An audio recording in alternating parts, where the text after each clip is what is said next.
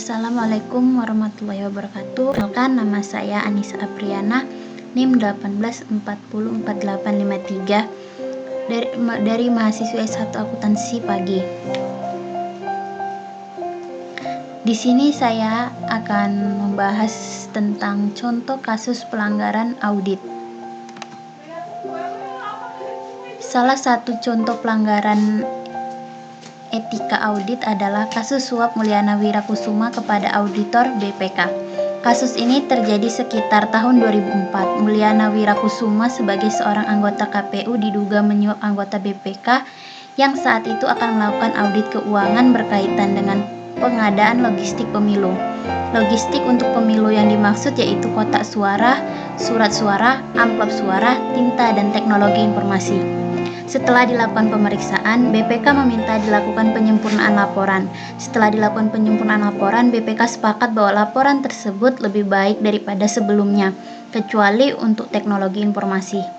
Untuk itu, maka disepakati bahwa laporan akan diperiksa kembali 1 bulan setelahnya. Setelah lewat 1 bulan, ternyata laporan tersebut belum selesai dan disepakati pemberian waktu tambahan.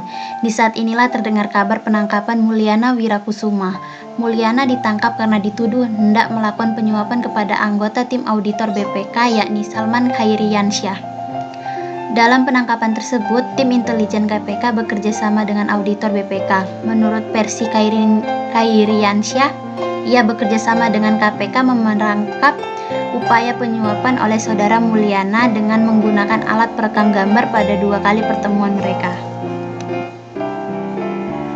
Penangkapan ini menimbulkan pro dan kontra. Salah satu pihak berpendapat auditor yang bersangkutan yakni Salman telah berjasa mengungkap kasus ini. Sedangkan pihak lain berpendapat bahwa Salman tidak seharusnya melakukan perbuatan tersebut karena hal tersebut telah melanggar kode etik akuntan. Analisis kasus.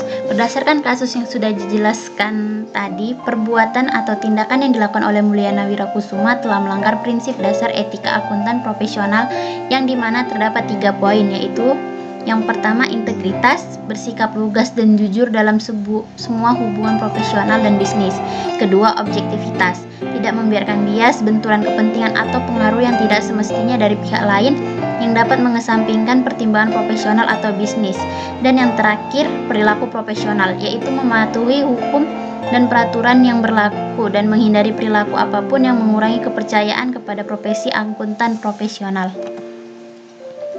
Solusinya, tindakan yang dilakukan oleh Salman selaku auditor BPK sudah dianggap benar karena telah bekerja sama dengan KPK terkait dengan mengungkapkannya penyuapan yang dilakukan oleh Mulyana Wirakusuma. Namun dalam mengungkapkan kasus tersebut diperlukan suatu kode etik yang telah diatur dalam kode etik akuntan profesional sehingga tidak akan menimbulkan adanya pro dan kontra untuk mengungkapkan satu kasus penyuapan seperti kasus tersebut. Mungkin hanya sekian yang dapat saya sampaikan, kurang dan lebihnya saya mohon maaf apabila ada salah-salah kata. Saya mohon maaf. Wabillahi taufiq wal hidayah. Wassalamualaikum warahmatullahi wabarakatuh.